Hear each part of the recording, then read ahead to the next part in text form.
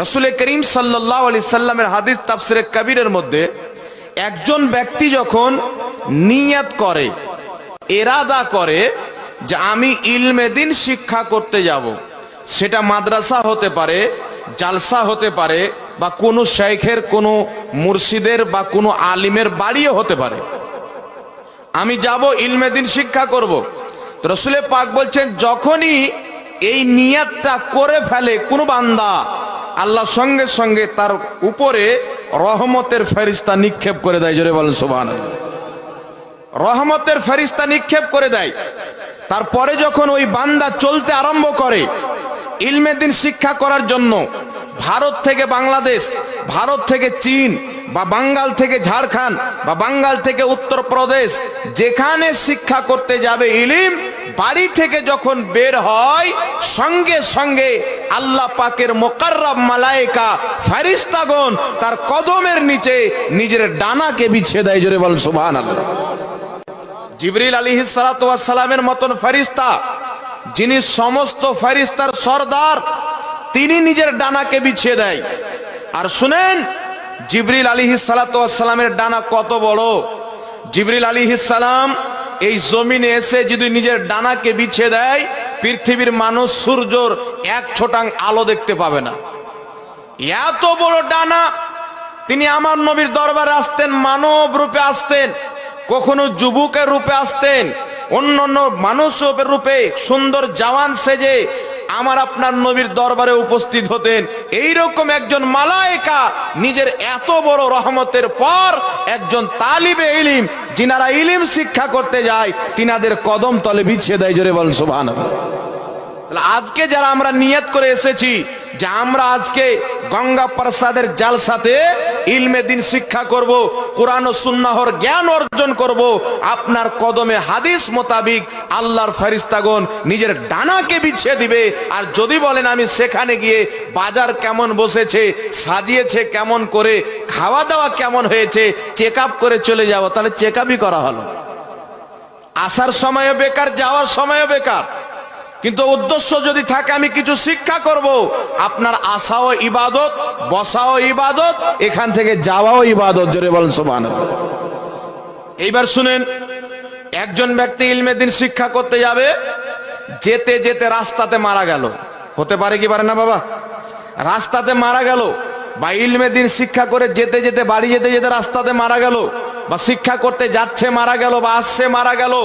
ওই মারা যাওয়ার পর আল্লাহ তাবারাক ওয়া তাআলার নিকটে ওই তালিবে ইলম, যিনি ইলমের খোঁজে বের হন, ইলমের জ্ঞানের আপনার হাসিল করার জন্য, জ্ঞানের খোঁজ নেওয়ার জন্য বের হয়, শিখবো বলে বের হয়, ওই ব্যক্তিকে যেই কবরে দাফন করা হয়, ওই কবরস্থানে তার ডান দিকের 40টি কবর, বাম দিকের 40টি কবর, তালিবে ইলমের কবর হওয়ার বরকতে তাদের কবরে ডান দিকে 40টি কবর আযাব, বাম দিকে 40টি কবর আযাব আমার আল্লাহ সঙ্গে সঙ্গে ক্ষমা করে দেয়। জোরে বলেন সুবহানাল্লাহ। একজন তালিবে ইলমের এত মর্যাদা, এত ফজিলত বাবা। তো আজকে যিনারা এখানে বসে আছেন, আপনারা তালিবে ইলম নিয়ত করেন যে আমরা শিক্ষার জন্য বসে আছি। এই নিয়ত যদি হয় তাহলে আমাদের আসা যাওয়া বসা সব কামিয়াব হবে। বুঝেছেন তো বাবা? সমস্যা তো নাই। এইবার চলে আসেন, এই গ্রামের লোক ভালোভাবে দেখে যাচাই বাছাই করে ভালো ভালো উলামায়ে কেরামকে নিয়ে এসেছেন যে কাদের দ্বারা মানুষ বেশি উপকৃত হবে, না কি বলেন? শুনেন, আজকে যে আপনারা এখানে আছেন, ইলমে দিন শিখছেন, মাত্র কয়েকটা হাদিস শুনিয়ে দিয়ে আমি আমার বিষয়ের দিকে যাব। আজকে আপনারা ইলমে দিন শিখছেন, সর্বপ্রথমে একটি কথা মনে রাখবেন, এখানে আলিম উলামা লেকচার দিচ্ছেন, তাদেরকে আপনারা দেখছেন। আমার আপনার নবী সাল্লাল্লাহু আলাইহি ওয়াসাল্লাম বলেন, তিনটি জিনিসের দিকে তাকানো হচ্ছে ইবাদত। কটি জিনিস? জোরে হবে না? তিনটি জিনিসের দিকে তাকানো ইবাদত। রাসূলুল্লাহ সাল্লাল্লাহু আলাইহি ওয়াসাল্লাম বলছেন, একটি হচ্ছে আল্লাহর ঘর কাবা, কাবা শরীফের দিকে যে যতবার তাকাবে আল্লাহ তাবারাক ওয়া তাআলা ততবার নেকি দিবে। বলেন সুবহানাল্লাহ। আল্লাহর কাবাকে তাকানো ইবাদত। তাই আমি দোয়া করি যারা এখানে উপস্থিত হয়েছেন, আল্লাহ সকলকে জীবনে একটিবার কাবা ঘর দেখার তৌফিক দান করেন। বলেন আল্লাহুম্মা আমিন। আল্লাহর কাবার ঘরে তাকানো ইবাদত। দ্বিতীয় নম্বরে আমার আপনার নবী বলছেন, পিতা মাতার চেহারার দিকে তাকানো ইবাদত। রাসূল পাক বলছেন কোন ব্যক্তি যদি মহব্বতের দৃষ্টিতে, আদবের দৃষ্টিতে, ভালোবাসার দৃষ্টিতে নিজের পিতার দিকে তাকায়, নিজের মায়ের চেহারার দিকে তাকায়, রাসূল পাক বলছেন যেই ব্যক্তি একটিবার নিজের পিতা মাতার চেহারার দিকে তাকাবে আল্লাহ তাকে একটা কবুল হজের সওয়াব দিবে। কবুল হজের সওয়াব। এখান থেকে আমি সেজে টেজে টিকিট করে কত রকমের আপনার খাটেনি করে কাগজপত্র জমা করে যাব, আমার হজ কবুল হবে কিনা গ্যারান্টি নাই। না কি বাবা, গ্যারান্টি আছে? সবারই যে হজ কবুল হবে আর কোনো গ্যারান্টি আছে? জি। রাসূল পাক বলছেন কিয়ামতের ময়দানে হাজরে আসওয়াদ, কাবা ঘরে একটি পাথর আছে, যেই পাথরটাকে সবাই চুমার জন্য লালায়িত, না কি বলেন? সবাই চুমন দেয়। রাসূল পাক বলছেন এই হাজরে আসওয়াদ কিয়ামতের ময়দানে ঈমানদারদের ঈমানের গওয়াহি দিবে, সাক্ষী দিবে, আর বেঈমানদের বেঈমানির সাক্ষী দিবে। হাজরে আসওয়াদ, আপনি সৌদি আরবের কানুনকে পড়েন, সংবিধানকে পড়েন, তাদের কানুন হচ্ছে মক্কা এবং মদিনা হারমাইন শরীফাইনের মাটিতে কোনো অমুসলিম পরিবেশ করতে পারবে না। এটা আলাদা বিষয়। এখন যে আপনার বাদশাহ সেখানে আছে, মোহাম্মদ বিন সালমান সাহেব মনে হয় তার নাম, এখন যে বাদশাহ আছে এই বাদশার বাবা হচ্ছে সৌদি আরবের একজন লোক, আর এর মা হচ্ছে একজন ইহুদি মহিলা। তার এর টান বেশি ইসরায়েলের দিকে যায়। তার কারণে দেখতে পাওয়া গেল কিছুদিন পূর্বে নবী পাকের রওজা মুবারকের বাহির পিঠে অনেক হাফ প্যান্ট পরা পরা ইহুদি মহিলারাকে, খ্রিস্টান মহিলারাকে ঘুরিয়ে বেড়ালো। তো এখন অনেক নিয়ম চেঞ্জ হয়ে যায়। এই বাদশা ফাতোয়া দিল যে সৌদি আরবে দারু বিক্রি করা আমাদের আইনে আমি বৈধ করে দিলাম। বলো নাউজুবিল্লাহ। আপনি সৌদি আরবের মাটিতে সিনেমা হল তৈরি করা হয়েছে। কি তৈরি করা হয়েছে? Cinema hall. কিন্তু বেরাদের ইসলাম, এর আগে যে হুকুমত ছিল, বর্তমানে সৌদি হুকুমত আসার পূর্বে একটি হুকুমত সেখানে ছিল যাদেরকে খেলাফাতে উসমানিয়া বলা হয়, অটোমান এম্পায়ার বলা হয়। তুর্কি হুকুমত ছিল। এই তুর্কি হুকুমত যতদিন পর্যন্ত ছিল, না কোনো ইহুদির, না কোনো নাসারার, না কোনো কুফার ও মুশরিকের মক্কা মদিনার মাটিতে কদম রাখার ক্ষমতা হয়নি। জোরে বল সুবহানাল্লাহ। কারণ তিনারা হচ্ছিলেন কট্টর ঈমানদার, জিহাদকে পছন্দ করতেন। আজকে আমাদের মধ্যে বিভিন্ন রকমের দল তৈরি হয়ে আমাদের কি লড়িয়ে দিল, তা আমরা জিহাদ কি করে করব? জিহাদকে ভুলিয়ে দিল। রাসূল পাক বলেছেন এমন একটা জামানা আসবে যে জামানায় কুফার ও মুশরিক তোমাদেরকে দেখে ভয় করবে না। সাহাবা বলছেন হুজুর, আমাদের একটা ওমর যদি বেরিয়ে যায় পুরো মক্কার কাফির নিজের বাড়ির দরজা বন্ধ করে নিবে। আমাদের একজন সৈনিক যদি বেরিয়ে যায় পুরো আরবের কাফির বাড়ির ঘরে বন্দী হয়ে যাবে। কিন্তু যখন কোটি কোটি মুসলমান থাকবে তখন কেন অমুসলিমেরা, ইহুদি খ্রিস্টানরা মুসলিমদের উপর অত্যাচার করবে, জুলুম করবে? এটা কি করে হতে পারে? রাসূল পাক বলছেন একটাই কারণ হলো তোমরা জিহাদকে ভুলে যাবে। আজকে ফিলিস্তিনের মাটিতে ফিলিস্তিনদের মুসলমানদেরকে এত রকম করে মারা হয়।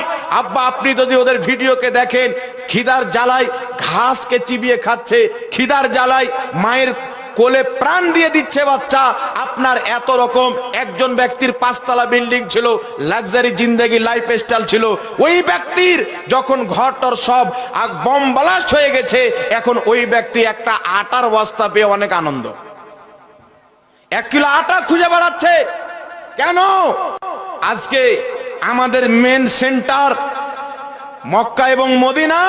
মক্কায় মদিনায় বসনেওয়ালা, যারা ফাতোয়া দেনেওয়ালা গদ্দিতে বসে আছে, তাদেরকেও ইসরায়েল নিজের কন্ট্রোল রেখেছে। বলে নাউজুবিল্লাহ। আজকে মক্কাতে আপনি নিজ ইচ্ছায় কাবা ঘরের মাটিতে নিজ ইচ্ছাতে আপনি খুতবা পড়তে পারেন না। মসজিদে নবী শরীফে নিজ ইচ্ছাতে খুতবা পড়তে পারেন না। সৌদির সরকার যেই খুতবা আপনাকে লিখে দিবে, সেখানকার ইমাম ওই খুতবাটাকেই পাঠ করবে। এর চাইতে দুর্ভাগ্য আর কি হতে পারে? মক্কা মদিনাতে যদি আলিমুল মাজাদ না থাকে, আর এর বিরোধিতা করতে গিয়ে 300-র চাইতে বেশি আলিমুল মা সৌদি আরবে জেলে বন্দী আছে, 300-র চাইতে বেশি। তাই বিরাদের ইসলাম, এর পূর্বে যখন কানুন ছিল অমুসলিমরা সেখানে কদম রাখতে পারতো না, নিজের পাও রাখতে পারতো না। আল্লাহু আকবার কবিরা। কাবা ঘর এমন একটি পবিত্র ব্যক্তি, আমার রসুল বলছেন কাবা ঘরের দিকে তাকানো হচ্ছে ইবাদত, পিতামাতার চেহারার দিকে তাকানো ইবাদত। মক্কা মদিনা যাবেন, হজ হবে কি হবে না গ্যারেন্টি পাওয়া যায় না। হজ তো করলাম, কবুল করবে কি না করবে এটা তো আমার কাছে নাই, এটা তো হচ্ছে আল্লাহর কাছে। কিন্তু আমার নবী সার্টিফিকেট দিয়ে দিচ্ছেন, গ্যারেন্টি দিয়ে দিচ্ছেন, এই যুবক যুবতীরা তোমরা নিজের পিতা মাতার চেহারার দিকে একটিবার যদি মোহাব্বতের নজরে তাকাও, মকবুল হজের, কবুল হজের সওয়াব পাওয়া যাবে। জোরে বলতে হবে সুবহানাল্লাহ। সাহাবা বলছেন হুজুর কেউ যদি দুইবার তাকায়, সাহাবা বলছেন হুজুর কেউ যদি দুইবার তাকায়, রাসূল পাক বলছেন দুটি কবুল হজ। তিনবার তাকান তিনটি কবুল হজ, চারবার তাকান চারটি কবুল হজ। তারপরে আমার নবী বলছেন তৃতীয় নাম্বারটি আলিম ওলামার চেহারার দিকে তাকানো ইবাদত। জোরে বলেন সুবহানাল্লাহ। কোন আলিম ওলামা? যারা মানুষকে হেদায়েতের পথ দেখায়, কোরআন হাদিসের নামে মানুষকে লড়াই না। এখন আমাদের মসজিদে লড়াই লাগিয়ে দিয়েছে, কবরস্থানে লড়াই লাগিয়ে দিয়েছে, আছে না নাই? কেউ হাত বাঁধছে এখানে, কেউ বাঁধছে এখানে, কেউ বাঁধছে এখানে। কিছুদিন পর দেখবেন কেউ ছেড়ে নামাজ পড়ছে, ও ফের বলবে ভাই কত জ্বালাতে পড়বো। কেউ এখানে মানছে, কেউ এখানে মানছে, আমি ছেড়েই পড়বো, আমি কোনো দিকই নাই। মসজিদে ঝামেলা আছে না নাই বাবা? জোরে বলেন। আজকের ইসলামের ইতিহাসকে পড়েন, বেশি নয় মাত্র 50 বছর পূর্বে যান, এখানে অনেক বাবারা আছেন 50 বছর পূর্বের। জিজ্ঞাসা করেন, মসজিদে হোক, দোকানে হোক, বাড়ি ঘরে, যেখানে যে কোনো অনুষ্ঠানে হোক, মানুষ যখন দাঁড়িয়ে ইয়া নবী সালাম আলাইকা পাঠ করেছে, সবাই দাঁড়িয়ে মোহাব্বতের সহিত আওয়াজে আওয়াজ মিলিয়ে পড়েছে। এখন কিছু লোক আছে পালিয়ে যায়, কিছু লোক আছে মন খুলে পড়ে, কিছু লোক আছে শুধু দাঁড়ায় কিন্তু চুপচাপ থাকে, পড়ে না। মানে ও ডাউটে আছে যে এটা পড়লে যদি জাহান্নামে চলে যায়, বেচারা টেনশনে পড়ে আছে। তো কত কত জায়গাতে দ্বন্দ্ব আছে। কবরস্থানের মাটিতে চলে যান, জানাজার নামাজের পর এক মৌলভী সাহেব দোয়া করতে আরম্ভ করেছে, পিছন দিকে 10টা লোক গাঁজা খানেওয়ালা ফাতোয়া দিচ্ছে এটা বিদআত। দাফন করার পর কিছু লোক পালিয়ে যাচ্ছে, কিছু লোক কবরস্থানে থেকে যাচ্ছে দোয়া করার জন্য। তো আমাদের কবরস্থানে দ্বন্দ্ব কে লাগালো? আমাদের জানাজার মাঠে দ্বন্দ্ব কে লাগালো? আমাদের মসজিদে দ্বন্দ্ব কে লাগালো? এই দ্বন্দ্ব লাগানেওয়ালা কোন সাধারণ মানুষ না, এই দ্বন্দ্ব লাগানেওয়ালা হচ্ছে দাড়ি টুপিওয়ালা শয়তান, দাড়ি টুপিওয়ালা লোক। আর এগুলা হচ্ছে ইহুদিদের চক্রান্ত, ইসরায়েলের চক্রান্ত। আমেরিকা থেকে ফান্ডিং করা হয়, ইসরায়েল থেকে ফান্ডিং করা হয়, আসল মুসলমানকে পথভ্রষ্ট করার জন্য, ফিতনা তৈরি করার জন্য, দলে দলে বিভক্ত করার জন্য একটি বহুত বড় চাল করা হয়েছে, বহুত বড় একটি পরিকল্পনা করা হয়েছে। আর বলা হয়েছে যারা মুসলমান আছে তাদের উপরে কুফরের ফতোয়া দাও, শিরকের ফতোয়া দাও, বিদআতের ফতোয়া দাও, আর তাদের মধ্যে ভয় ভরে তাদের মধ্যে কনভার্ট করে দাও, ভয় ভরে পরিবর্তন করে দাও। তার কারণে কিছু মানুষ বাপরে নাভির নিচে হাত বানা বিদআত, টান দেখি উপরে চলায়। কিছু লোক ফের বলছে যে আস্তে আমিন বলা বিদআত, জোরে আমিন বলা ইমাম সাহেব ওয়ালা দাল্লিন, মুক্তাদি দিলে আমিন। এরকম আছে না নাই বাবা? এই ঝগড়া আমাদের সমাজে আছে না নাই? এই ঝগড়া 50 বছর পূর্বে ছিল আপনাদের এলাকায়? জি 50 বছর পূর্বে ছিল?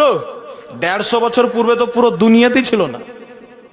150 বছর পূর্বে পুরো দুনিয়াতে ছিল না। আমার নবী বলেছেন আলিম ওলামার চেহারার দিকে তাকানো ইবাদত। কোন আলিম?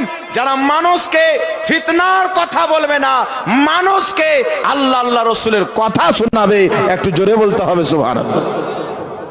তার কারণে বেরাদের ইসলাম আলিম ওলামার সাথে সম্পর্ক রাখতে হবে, আর যেমন তেমন না, যোগ্য আলিমদের সাথে সম্পর্ক রাখতে হবে। মাসলা মাসাইল তাদেরকে জিজ্ঞাসা করতে হবে।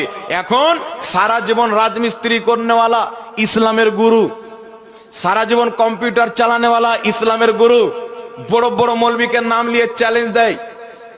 যেই ব্যক্তি 10 বছর, 15 বছর, 20 বছর মাদ্রাসাতে পড়েছে, যেই ব্যক্তি শত শত কিতাব লেগেছে, একজন ব্যক্তি ঘরের কোনাতে বসে ওই রকম একটা আলিমকে চ্যালেঞ্জ দেয়।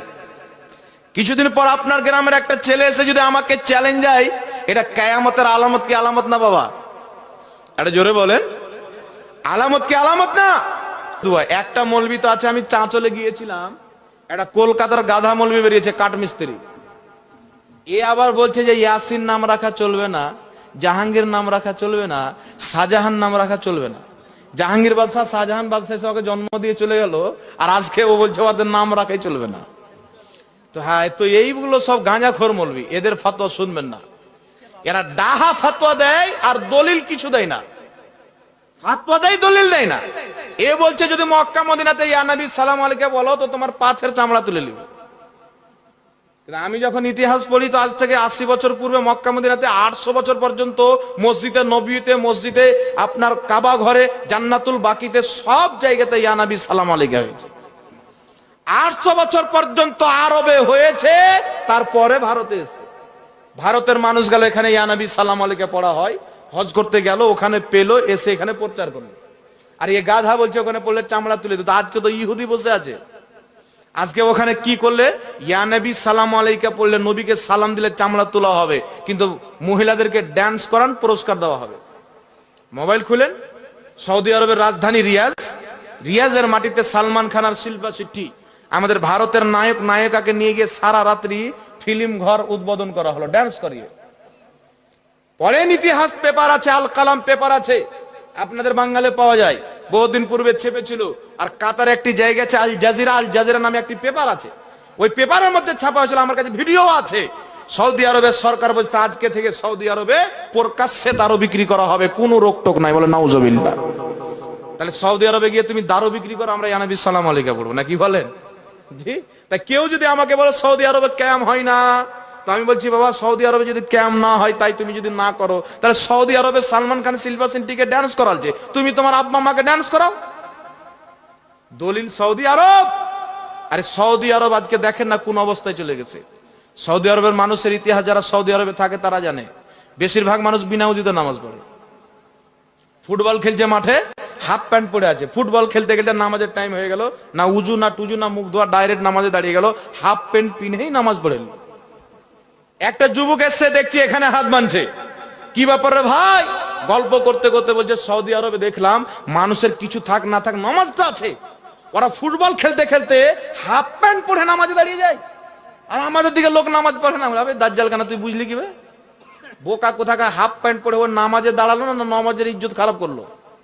কি করলো বাবা? একটা লোক যদি একটা আপেল নিয়ে গিয়ে বাপের মুখে হাত সহ ভরে দেয়, তো আপেল খেলালো না, বাপের কিডনি ডাম করে দিল। একটা আপেল নিয়ে গেলেন, বাপের মুখে আবার জবরদস্তি ভরে দিলেন, মরে না, আপনি ঝোঁককে ভরে দিলেন যেন তাড়াতাড়ি মরে যায়। তাহলে আপনি বাপকে আপেল খাওয়ালেন না, জান্নাতের টিকিট কেটে দিয়ে দিলেন, কোনটা করলেন? হাফ প্যান্ট পিড়ে নামাজ পড়লেন, নামাজ হলো না গুনাহ হলো? জোরে বলেন। বিনা উজুতে নামাজ পড়া গুনাহ না নাকি? হাফ প্যান্ট এটা হচ্ছে সাতরা আওরাত, সাতরা আওরাতকে লুকানো হচ্ছে ফরজ। ঘুটনা উদাম করে কাজ করা হারাম, মাঠের কাজ হোক বাড়ির কাজ হোক, এই ঘুটনাটা উদাম করা মুসলমানদের জন্য হারাম, যে কোনো অবস্থাতে হোক। বুঝতে পারছেন কথা আমার? তাহলে এই ঘুটনা উদাম করাই হারাম, তাহলে এটা উদাম করে যদি আপনি নামাজ পড়েন তাহলে হালাল হবে না হারাম হবে? বলছে সিগারেট খাচ্ছে, খেতে খেতে আজান হয়ে গেল, ফেলে দিল, নামাজে ঢুকে গেল কাবা ঘরে। তো এইরকম অনেক কাজ আছে। কাবা আছে সামনে, পাও করে এইভাবে বসে আছে কাবার সামনে, কাবার সামনে পাও করা আছে। আমাদের দেশের মুসলমানকে আল্লাহর ওলিরা আদব শিখিয়েছে, তারা কাবা যদি সামনে থাকে কোনোই মতে পাও সামনে করতে পারবে না। ও যদি হাদিসও পেয়ে নেই, নাউজুবিল্লাহ, একটা বুঝার জন্য বলছি যে কাবার দিকে পাও করে, পাও দিয়ে বসা জায়েজ আছে, কেউ যদি হাদিসও দিয়ে দেয় তবু আমাদের দিকের মুসলমান বসবে না। জায়েজ হলি যে করতে হবে, এটা কি অবশ্যই বাবা? জোরে বলেন। জায়েজ হলি করতে হবে। আরে কোন জিনিস যদি আমাদের দেশে আদব হয়, যেমন আমরা জানাবে মুহাম্মদ রাসূলুল্লাহ বলি, নবী পাককে জানাব শব্দ দিয়ে সম্বোধন করি, আমাদের ভারতে সবাই জানাব মানে সম্মানিত ব্যক্তি বুঝে কি বুঝে না? কিন্তু বাংলাদেশে যান, ওখানকার ওলামায়ে কেরাম ফতোয়া দেয় যে নবী পাককে জানাব বলা যাবে না। ওদের বাচ্চা বাচ্চাকে জানাব বলে, অমুক জামাক ধুমুক জামাক, মানে জামাত জানাব জামান জানাব বলে সম্বোধন করার কারণে এটাকে ওরা নবীর ক্ষেত্রে ব্যবহার করাকে বৈধ মনে করে না, একই শব্দ। কিন্তু পাও করা, আমার নবী বলেছেন গুরুজনের সামনে পাও করে বসিও না, বলেননি? আমার নবী আদব শিখায়নি? করে পায়ে পাও ঠেকে গেলে ওকে সালাম করো, ফুস করে দাও, যেন তোমার প্রতি নারাজ না হয়ে যায়। তাহলে কাবা তো সারা পৃথিবীর ঘরের মধ্যে সবচাইতে বেশি বুজরুগ, সব চাইতে বেশি সম্মানিত, তাই কাবা ঘরের সামনে পা করেও ঘুমানো যাবে না। আমি কুচবিহার চিনেন তো আপনারা? কুচবিহারের মাটিতে একটা জালসা করতে গিয়েছিলাম কোনদিন। তো জালসাটা ছিল নবী দিবস উপলক্ষে। আপনাদের দিকে হয় নবী দিবস উপলক্ষে কিছু হয়? হ্যাঁ, মুসলমান আছেন আর যেই দিন নবী এসেছেন ওই দিন একটু আনন্দ হবে না, এটা হতেই পারে না। তো নবী দিবসের জালসাতে গেলাম, তো ওখানে দু একজন লোক আমাকে ধরে বললেন যে নবী দিবসে জালসা করা বিদআত। কেন? বলছেন নবী দিবস উপলক্ষে জালসা, মিলাদুন নবীর জালসা, এটা নবী পাক করেননি, সাহাবী করেননি। তা আমি বললাম আপনি যেই কায়দা দিয়ে আমাকে বিদাতি প্রমাণ করতে চান, আপনি তো আগেই বিদাতি হয়ে গেছেন। বলছে কেন? আমি বললাম যে আপনাদের মাদ্রাসার উন্নতি গল্প জালসা হয়? হ্যাঁ, প্রত্যেক বছর হয়। আমি নবী করেছিলেন, সাহাবী করেছিলেন, একটা হাদিস দেন দেখি। চুপ। মিলাদুন নবীর জালসাতে কি হয় বাবা? গান বাজনা হয়। উপলক্ষ যেটাই হোক না কেন, উদ্দেশ্যটা দেখতে হবে। যেখানে গান বাজনা হবে না, আল্লাহ রসুলেরই কথা হবে। যদি আল্লাহ নবীর কথা হয় তো ঈদ মিলাদুন নবী রাখলেও যায়, সিরাতুন নবী রাখলেও যায়। বলেন সুবহানাল্লাহ। যেমন লামাযহাবীরা বেশি ফেফড়ায়, সবচাইতে 12 রবিউল আউয়াল আসবে তো অনেক মৌলবীকে মরিচ লেগে যায়। সব বিষয় বাদ, এদের গ্রুপ আছে, সব ছাড়ো, এটাই নিয়ে সবাই বলো, এটাই নিয়ে সবাই বলো। কেন? নবী দিবস পালন করা বিদআত, নবী দিবস পালন করা হারাম। কেন? নবী করেননি, সাহাবী করেননি। তো লামাযহাবীদের রোজার আগে আমার কাছে আছে, আগামী 12 রবিউল আউয়াল ইনশাআল্লাহ পোস্টমর্টম হবে। আমার কাছে পোস্টার আছে। লামাযহাবীদের আপনার জলঙ্গির ব্রাদার রাহুল সহ ঢাকাতে একটা তারা সম্মেলন করেছে। নাম কি দিয়েছে জানেন? নাম দিয়েছে সালাফি কনফারেন্স। কি নাম? সালাফি কনফারেন্স। ঢাকার মাটিতে আমার কিয়ামতের সকাল পর্যন্ত চ্যালেঞ্জ থাকলো, সহিহ হাদিস লাগবে না, যঈফ হাদিস লাগবে না, হাসান হাদিস লাগবে না।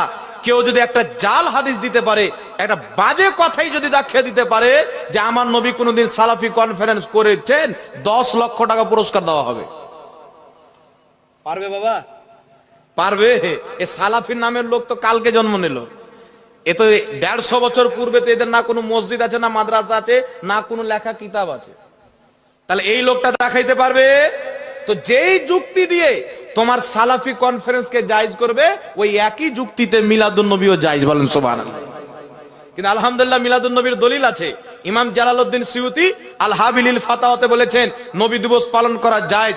ইমাম জাওজি রাহমাতুল্লাহ আলাইহি বলেছেন নবী দিবস পালন করা জায়েজ। ইমাম সিয়ুতি রাহমাতুল্লাহ আলাইহি হুসনুল মাকসাদ ফি আমালিল মাউলিদ কিতাবের মধ্যে বলেছেন নবী দিবস পালন করা জায়েজ। জগৎ বিখ্যাত ইমাম লামাযহাবীরা যিনাকে শাইখুল হাদিস বলেন, ইমাম ইবনে হাজার আসকালানী রাহমাতুল্লাহ আলাইহি বলেছেন আমি নবী দিবসের দলিল কুরআন পাকেও পেয়েছি, হাদিস শরীফেও পেয়েছি। বলেন সুবহানাল্লাহ। একটা না দুটা না, আমার জানা মতে 420 জন ইমামের ফতোয়া আছে নবী দিবস পালন করা যায়। তাফসিরে রুহুল বায়ানে লেখা আছে। আর খাস করে আহলে হাদিসদের ইমাম ইবনে তাহমিয়া নিজের কিতাব ইক্তেদাউল সিরাতিল মুস্তাকিমের মধ্যে লিখেছেন, যারা নবী দিবসে আনন্দিত হয়ে জালসা করে, ভালো খাদ্যের ব্যবস্থা করে, অর্থাৎ ভালো কাজের মাধ্যমে নবীকে এই দিনে পেয়েছি বলে আল্লাহর শুকরিয়া আদায় করার মাহফিল করে, তারা অবশ্যই নেকি পাবে। কারণ এটা তারা দুনিয়ার জন্য করে না, নবীর মুহাব্বতের জন্য করে। বলেন সুবহানাল্লাহ। নামাজ হয়ে যাবে কিন্তু আদবের খেলাফ হবে। নামাজটা হয়ে যাবে কিন্তু আদবের খেলাফ হবে। ফুল হাত পরে নামাজ পড়বে। আল্লাহ পাক বলেছেন খুযু জিনাতাকুম ইনদা কুল্লি মসজিদ, তোমরা পরিপূর্ণ সাজে মসজিদে এসো, পরিপূর্ণ সাজে মসজিদে এসো। তো হাফ গাঞ্জি পরে কেউ নামাজ পড়ে নামাজটা হয়ে যাবে বাবা, আদবের খেলাফ হবে। তাই ফুল হাতে জামা পরে নামাজ পড়বেন, পরিপূর্ণ নামাজ হবে, পরিপূর্ণ নেকি পাবেন। আর খালি মাথায় নামাজ অনেক কেউ পড়ে, খালি মাথায় নামাজ পড়বেন না। টুপিকে সুন্নাত না মনে করে খালি মাথায় নামাজ পড়া হচ্ছে নাজায়েজ এবং বিদআত। আর টুপি জেনে শুনে না লওয়া, যে দিলি কি আর না দিলে কি, তাহলে এটা হচ্ছে মাকরু। এটা কি? মাকরু। জেনে শুনে নেবেন না, মাকরু তাহরিমি হবে, মানে হারামের অন্তর্ভুক্ত, বড় গুনাহ হবে। সুন্নাত না মনে করা, ভুলে গেল কেউ, ঝোঁককে দাঁড়িয়ে গেল গিয়ে, তাহলে মাকরুয়ে তানজিহি হবে, ছোট মোটো ব্যাপার হবে, কিন্তু নামাজটা হয়ে যাবে অপছন্দনীয়। ধ্যান রাখতে হবে। তাই খালি মাথায় নামাজ পড়বেন না। অনেক মৌলবি ফতোয়া দিচ্ছে না যে টুপি এটা হচ্ছে ইসলামিক লেবাস, সুন্নাত না। তোমরা খালি মাথায় নামাজ পড়ো, কোনো অসুবিধা নাই। চায়ের দোকানে বসে আছে মাথায় টুপি, বাজার আছে মাথায় টুপি, বাড়িতে আসছে মাথায় টুপি, মসজিদে যখন ঢুকছে তো টুপি নাই। এর মানে কি? এরা কে? তাই বেরাদ ইসলাম, খবরদার এই কাজ করবেন না। আমার নবী সবসময় টুপি মাথায় দিয়ে থেকেছেন, পাগড়ি মাথায় দিয়েছেন। তাহলে এটা আমার নবীর সুন্নাত হলো না? আমার নবী পোশাকের সুন্নাত তরিকা আমাদেরকে দেয়নি? অবশ্যই নবীর সুন্নাত। তাই নামাজের মধ্যে যদি আপনি নবীর সুন্নাতকে জবাই করে ফেলে দেন, তাহলে আপনার চাইতে দুর্ভাগ্য আর কার হতে পারে? তার কারণে মাথায় টুপি দিয়ে নামাজ পড়বেন। একজন মুসলমানের টুপি যদি মাথায় না থাকে, পঞ্জাবি আছে, জুব্বা আছে, টুপি নাই, আমি যখন পাগড়িটা খুলে নি, তাহলে পরিপূর্ণ সাজ হবে বাবা? পরিপূর্ণ সাজ হবে না। আল্লাহ বলেছেন খুযু যিনাতাকুম ইনদা কুল্লি মসজিদ, তোমরা পরিপূর্ণ সাজে মসজিদে এসো। তাই ইমাম শাফি বলেছেন খালি মাথায় নামাজ পড়া নাজায়েজ, ইমাম মালিক বলেছেন খালি মাথায় নামাজ পড়া বিদআত। তার কারণে আমাদের কর্তব্য আমরা যেন টুপি মাথায় দিয়ে নামাজ পড়ি। কাশফুল গুম্মা কিতাবের প্রথম খণ্ড 85 নম্বর পৃষ্ঠার মধ্যে আছে, নবী পাক সাল্লাল্লাহু আলাইহি সাল্লাম বলেছেন যে তোমরা খালি মাথায় নামাজ পড়িও না, টুপি অথবা পাগড়ি পরে নামাজ পড়তে আমাদের নবী আদেশ দিয়েছেন। তাহলে নবীর আদেশ মানবো কি মানবো না ভাই? জোরে বলেন। নবী বলেছেন তোমরা টুপি অথবা পাগড়ি মাথায় দিয়ে নামাজ পড়ো, তাহলে নবী পাকের আদেশ মানতে হবে। মৌলবি যদি বলে টুপি না হলেও চলবে, তার কথা মানা যাবে না। আল্লাহ বুঝার তৌফিক দান করুক। যাই হোক বিরাদর ইসলাম, আমি আয়াতে কারিমা তেলাওয়াত করেছিলাম ইন্না দীনা ইনদাল্লাহিল ইসলাম, নিশ্চয় আল্লাহর নিকটে একমাত্র ধর্ম হচ্ছে ইসলাম। ইসলাম মানে শান্তি। এই ইসলামকে আঁকড়ে ধরে রাখবেন, আর আহলে সুন্নাত ওয়াল জামাত, হানাফি সুন্নি জামাতে আপনারা কায়েম থাকবেন। এটা আদবওয়ালা জামাত, আকীদাওয়ালা জামাত। এদের আকীদা হচ্ছে রাসূলুল্লাহর আকীদার মতো, সাহাবার আকীদার মতো। তাই অনেক বিভ্রান্তি চলছে, চলবে। কিয়ামতের পূর্বে রাসূল বলেছেন আগুন ধরা সহজ হবে, ঈমান বাঁচানো সহজ হবে না। মানে বেশি বুঝার চেষ্টা করতে যাচ্ছে মানুষ। নিজের মৌলবি সাহেব বসে আছে, কিছু জিজ্ঞাসা করে না, আর বাড়িতে গিয়ে গুগল খুলছে। একটা গ্রামে মৌলবি সাহেব, ইমাম সাহেব আছে, ফতোয়া দিচ্ছে যে নামাজে বসে আছেন তো এইভাবে বসতে হবে, এইভাবে দাঁড়াতে হবে। ও বলছে না, পায়ে পা চাপিয়ে দাঁড়াতে হবে। মৌলবি সাহেব হাদিস দেখিয়ে দিল যে নবী বলেছেন পায়ে পা মিলিয়ে কাতার সোজা করে দাঁড়াও, চাপিয়ে না। মিলা আলাদা, চাপা আলাদা। হ্যাঁ, এটা নবী বলেছেন ঘাড়ে ঘাড় সাটিয়ে, কান হাতে কাঁধা সাটিয়ে নামাজ পড়ো। পায়ে পা সাটা যাবে না। হ্যাঁ, পায়ে সমতুল্য রাখতে হবে, আর এতটুকু সাটাইতে হবে যেন কাতারটা আমাদের সোজা হয়ে যায়। বুঝতে পেরেছেন কথাটা? চাপাইতে হবে না বাবা। মানুষের পায়ে পা চাপাটা বেয়াদবি, যেমন নামাজের বাইরে বেয়াদবি, নামাজের ভিতরে বেয়াদবি। কাউকে যদি নামাজের বাইরে সম্বন্ধী বলে গালি দেন, নামাজের ভিতরে দেন, তো বাইরে যাই, ভিতরে গিয়ে নাজায়েজ হয়ে যাবে নাকি বলেন? যেটা নাজায়েজ সব জায়গাতে নাজায়েজ নাকি? তো আপনি যদি একটা বড় মানুষ আছে, ওর পায়ে পা চাপিয়ে দেন, বেয়াদবি হবে কি হবে না? আমার নবী কেন বলেন পায়ে পা ঠেকে গেলে সালাম দিল, চাপিয়ে গেলে তো 3 বার সালাম লাগবে নাকি বলেন? তার কারণে নামাজের মধ্যে পায়ে পা চাপানো যায়। হ্যাঁ, পায়ে পা মিলিয়ে সাটিয়ে দাঁড়াবেন, ঘাড়ে ঘাড় মিলিয়ে দাঁড়াবেন, মাঝখানে ফাঁকা রাখবে না। তার কারণে আর বাচ্চা গিয়ে কি গুগল দেখছে, মানে গুগল মৌলবি যেটা বলবে ওটা খুব পছন্দ। রাসূল করিম সাল্লাল্লাহু আলাইহি সাল্লামের হাদিস তাফসীরে কবিরের মধ্যে একজন ব্যক্তি যখন নিয়ত করে, ইরাদা করে যে আমি ইলমে দ্বীন শিক্ষা করতে যাব, সেটা মাদ্রাসা হতে পারে, জালসা হতে পারে, বা কোনো শাইখের, কোনো মুর্শিদের বা কোনো আলিমের বাড়িও হতে পারে। আমি যাব ইলমে দ্বীন শিক্ষা করব। তো রাসূল পাক বলছেন যখনই এই নিয়তটা করে ফেলে কোনো বান্দা, আল্লাহ সঙ্গে সঙ্গে তার উপরে রহমতের ফেরেশতা নিক্ষেপ করে দেয়। জোরে বলেন সুবহানাল্লাহ। রহমতের ফেরেশতা নিক্ষেপ করে দেয়। তারপরে যখন ওই বান্দা চলতে আরম্ভ করে ইলমে দ্বীন শিক্ষা করার জন্য, ভারত থেকে বাংলাদেশ, ভারত থেকে চীন, বা বাঙ্গাল থেকে ঝাড়খণ্ড, বা বাঙ্গাল থেকে উত্তরপ্রদেশ, যেখানে শিক্ষা করতে যাবে ইলম, বাড়ি থেকে যখন বের হয় সঙ্গে সঙ্গে আল্লাহ পাকের মুকাররব মালায়েকা ফেরেশতাগণ তার কদমের নিচে নিজের ডানাকে বিছিয়ে দেয়। জোরে বলেন সুবহানাল্লাহ। জিবরিল আলাইহিস সালাতু ওয়াস সালামের মতন ফেরেশতা, যিনি সমস্ত ফেরেশতার সরদার, তিনি নিজের ডানাকে বিছিয়ে দেয়। আর শুনেন, জিবরিল আলাইহিস সালাতু ওয়াস সালামের ডানা কত বড়। জিবরিল আলাইহিস সালাম এই জমিনে এসে যদি নিজের ডানাকে বিছিয়ে দেয়, পৃথিবীর মানুষ সূর্যর 1 ছোটাং আলো দেখতে পাবে না। এত বড় ডানা।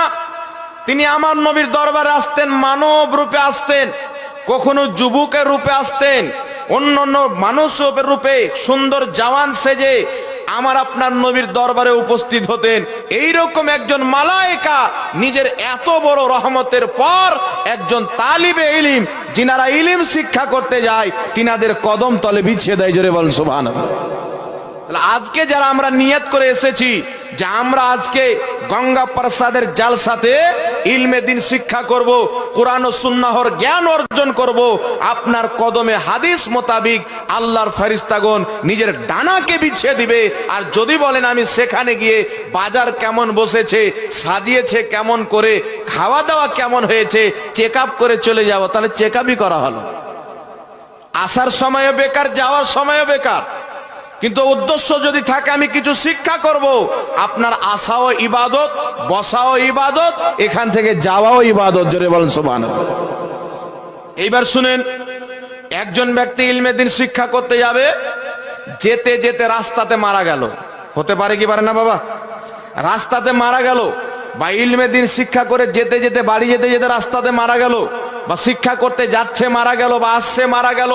ওই মারা যাওয়ার পর আল্লাহ তাবারাক ওয়া তাআলার নিকটে ওই তালিবে ইলম যিনি ইলমের খোঁজে বের হন, ইলমের জ্ঞানের আপনার হাসিল করার জন্য, জ্ঞানের খোঁজ নেওয়ার জন্য বের হয়, শিখবো বলে বের হয়, ওই ব্যক্তিকে যেই কবরে দাফন করা হয়, ওই কবরস্থানে তার ডান দিকের 40টি কবর, বাম দিকে 40টি কবর, তালবে ইলমের কবর হওয়ার বরকতে তাদের কবরে ডান দিকে 40টি কবর আযাব, বাম দিকে 40টি কবর আযাব আমার আল্লাহ সঙ্গে সঙ্গে ক্ষমা করে দেয়। জোরে বলেন সুবহানাল্লাহ। একজন তালবে ইলমের এত মর্যাদা, এত ফজিলত বাবা। তো আজকে যিনারা এখানে বসে আছেন, আপনারা তালবে ইলম নিয়ত করেন যে আমরা শিক্ষার জন্য বসে আছি। এই নিয়ত যদি হয় তাহলে আমাদের আসা যাওয়া বসা সব কামিয়াব হবে। বুঝেছেন তো বাবা? সমস্যা তো নাই। এইবার চলে আসেন, এই গ্রামের লোক ভালোভাবে দেখে যাচাই বাছাই করে ভালো ভালো ওলামায়ে কেরামকে নিয়ে এসেছেন যে কাদের দ্বারা মানুষ বেশি উপকৃত হবে, না কি বলেন? শুনেন, আজকে যে আপনারা এখানে আছেন, ইলমে দিন শিখছেন, মাত্র কয়েকটা হাদিস শুনিয়ে দিয়ে আমি আমার বিষয়ের দিকে যাব। আজকে আপনারা ইলমে দিন শিখছেন, সর্বপ্রথমে একটি কথা মনে রাখবেন, এখানে আলিম ওলামা লেকচার দিচ্ছেন, তাদেরকে আপনারা দেখছেন। আমার আপনার নবী সাল্লাল্লাহু আলাইহি ওয়াসাল্লাম বলেন, তিনটি জিনিসের দিকে তাকানো হচ্ছে ইবাদত। কটি জিনিস? জোরে হবে না? তিনটি জিনিসের দিকে তাকানো ইবাদত।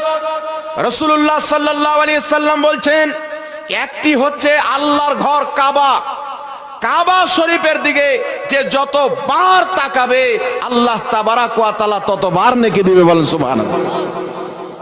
আল্লাহর কাবাকে তাকানো ইবাদত।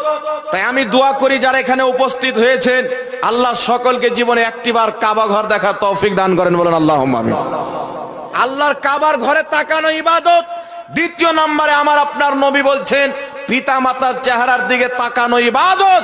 রাসূল পাক বলছেন, কোন ব্যক্তি যদি মহব্বতের দৃষ্টিতে, আদবের দৃষ্টিতে, ভালোবাসার দৃষ্টিতে নিজের পিতার দিকে তাকায়, নিজের মায়ের চেহারার দিকে তাকায়, রাসূল পাক বলছেন যেই ব্যক্তি একটিবার নিজের পিতা মাতার চেহারার দিকে তাকাবে আল্লাহ তাকে একটা কবুল হজের সওয়াব দিবে। কবুল হজের সওয়াব। এখান থেকে আমি সেজে টেজে টিকিট করে কত রকমের আপনার খাটেনি করে কাগজপত্র জমা করে যাব, আমার হজ কবুল হবে কিনা গ্যারান্টি নাই। না কি বাবা? গ্যারান্টি আছে?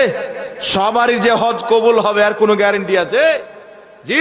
রাসূল পাক বলছেন, কিয়ামতের ময়দানে হাজরে আসওয়াদ, কাবা ঘরে একটি পাথর আছে, যেই পাথরটাকে সবাই চুমার জন্য লালায়িত, না কি বলেন? সবাই চুমন দেয়। রাসূল পাক বলছেন, এই হাজরে আসওয়াদ কিয়ামতের ময়দানে ঈমানদারদের ঈমানের গওয়াহি দিবে, সাক্ষী দিবে, আর বেঈমানদের বেঈমানির সাক্ষী দিবে। হাজরে আসওয়াদ, আপনি সৌদি আরবের কানুনকে পড়েন, সংবিধানকে পড়েন, তাদের কানুন হচ্ছে মক্কা এবং মদিনা হারমাইন শরীফাইনের মাটিতে কোনো অমুসলিম পরিবেশ করতে পারবে না। এটা আলাদা বিষয়। এখন যে আপনার বাদশাহ সেখানে আছে, মোহাম্মদ বিন সালমান সাহেব মনে হয় তার নাম। এখন যে বাদশাহ আছে, এই বাদশার বাবা হচ্ছে সৌদি আরবের একজন লোক, আর এর মা হচ্ছে একজন ইহুদি মহিলা। তার এর টান বেশি ইসরায়েলের দিকে যায়। তার কারণে দেখতে পাওয়া গেল কিছুদিন পূর্বে নবী পাকের রওজা মুবারকের বাহির পিঠে অনেক হাফ প্যান্ট পরা পরা ইহুদি মহিলারাকে, খ্রিস্টান মহিলারাকে ঘুরিয়ে বেড়ালো। তো এখন অনেক নিয়ম চেঞ্জ হয়ে যায়। এই বাদশা ফাতোয়া দিল যে সৌদি আরবে দারু বিক্রি করা আমাদের আইনে আমি বৈধ করে দিলাম। বলো নাউজুবিল্লাহ। আপনি সৌদি আরবের মাটিতে সিনেমা হল তৈরি করা হয়েছে। কি তৈরি করা হয়েছে? Cinema hall. কিন্তু বেরাদের ইসলাম, এর আগে যে হুকুমত ছিল, বর্তমানে সৌদি হুকুমত আসার পূর্বে একটি হুকুমত সেখানে ছিল যাদেরকে খেলাফাতে উসমানিয়া বলা হয়, অটোমান এম্পায়ার বলা হয়। তুর্কি হুকুমত ছিল। এই তুর্কি হুকুমত যতদিন পর্যন্ত ছিল, না কোনো ইহুদির, না কোনো নাসারার, না কোনো কুফার ও মুশরিকের মক্কা মদিনার মাটিতে কদম রাখার ক্ষমতা হয়নি। জোরে বল সুবহানাল্লাহ। কারণ তিনারা হচ্ছিলেন কট্টর ইমানদার, জিহাদকে পছন্দ করতেন। আজকে আমাদের মধ্যে বিভিন্ন রকমের দল তৈরি হয়ে আমাদেরকে লড়িয়ে দিল, তা আমরা জিহাদ কি করে করব? জিহাদকে ভুলিয়ে দিল। রাসূল পাক বলেছেন এমন একটা জামানা আসবে যে জামানায় কুফার ও মুশরিক তোমাদেরকে দেখে ভয় করবে না। সাহাবা বলছেন, হুজুর আমাদের একটা ওমর যদি বেরিয়ে যায়, পুরো মক্কার কাফির নিজের বাড়ির দরজা বন্ধ করে নিবে। আমাদের একজন সৈনিক যদি বেরিয়ে যায়, পুরো আরবের কাফির বাড়ির ঘরে বন্দী হয়ে যাবে। কিন্তু যখন কোটি কোটি মুসলমান থাকবে, তখন কেন অমুসলিমেরা, ইহুদি খ্রিস্টানরা মুসলিমদের উপর অত্যাচার করবে, জুলুম করবে? এটা কি করে হতে পারে? রাসূল পাক বলছেন একটাই কারণ হলো তোমরা জিহাদকে ভুলে যাবে। আজকে ফিলিস্তিনের মাটিতে ফিলিস্তিনদের মুসলমানদেরকে এত রকম করে মারা হয়।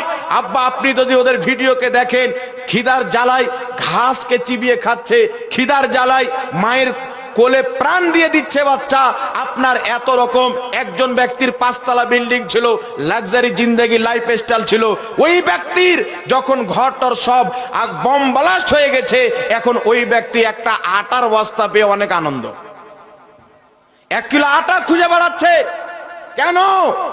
আজকে আমাদের মেন সেন্টার মক্কা এবং মদিনা। মক্কায় মদিনায় বসনেওয়ালা, যারা ফাতোয়া দেনেওয়ালা গদ্দিতে বসে আছে, তাদেরকেও ইসরায়েল নিজের কন্ট্রোল রেখেছে, বলে নাউজুবিল্লাহ। আজকে মক্কাতে আপনি নিজ ইচ্ছায় কাবা ঘরের মাটিতে নিজ ইচ্ছাতে আপনি খুতবা পড়তে পারেন না। মসজিদে নববী শরীফে নিজ ইচ্ছাতে খুতবা পড়তে পারেন না। সৌদির সরকার যেই খুতবা আপনাকে লিখে দিবে, সেখানকার ইমাম ওই খুতবাটাকেই পাঠ করবে। এর চাইতে দুর্ভাগ্য আর কি হতে পারে? মক্কা মদিনাতে যদি আলিমুল মাজার না থাকে, আর এর বিরোধিতা করতে গিয়ে 300-র চাইতে বেশি আলিমুল মা সৌদি আরবে জেলে বন্দী আছে, 300-র চাইতে বেশি। তাই বিরাদের ইসলাম, এর পূর্বে যখন কানুন ছিল, অমুসলিমরা সেখানে কদম রাখতে পারতো না, নিজের পাও রাখতে পারতো না। আল্লাহু আকবার কবিরা। কাবা ঘর এমন একটি পবিত্র ব্যক্তি, আমার রাসূল বলছেন কাবা ঘরের দিকে তাকানো হচ্ছে ইবাদত, পিতামাতার চেহারার দিকে তাকানো ইবাদত। মক্কা মদিনা যাবেন, হজ হবে কি হবে না গ্যারেন্টি পাওয়া যায় না। হজ তো করলাম, কবুল করবে কি না করবে এটা তো আমার কাছে নাই, এটা তো হচ্ছে আল্লাহর কাছে। কিন্তু আমার নবী সার্টিফিকেট দিয়ে দিচ্ছেন, গ্যারেন্টি দিয়ে দিচ্ছেন, এই যুবক যুবতীরা তোমরা নিজের পিতা মাতার চেহারার দিকে একটিবার যদি মোহাব্বতের নজরে তাকাও, মকবুল হজের, কবুল হজের সওয়াব পাওয়া যাবে। জোরে বলতে হবে সুবহানাল্লাহ। সাহাবা বলছেন, হুজুর কেউ যদি 2 বার তাকায়, সাহাবা বলছেন হুজুর কেউ যদি 2 বার তাকায়, রাসূল পাক বলছেন 2টি কবুল হজ। 3 বার তাকান, 3টি কবুল হজ। 4 বার তাকান, 4টি কবুল হজ।